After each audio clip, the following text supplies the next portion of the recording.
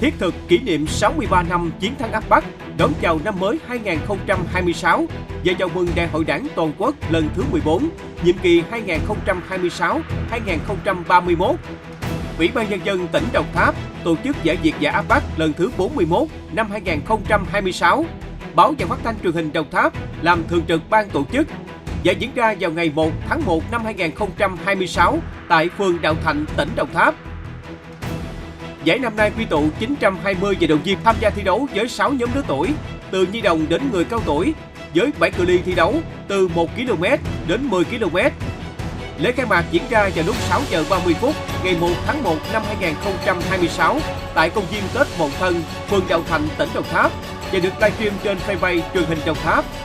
Kính mời quý khán giả đón theo dõi và cổ vũ cho giải Việt dã áp Bắc lần thứ 41 thành công tốt đẹp.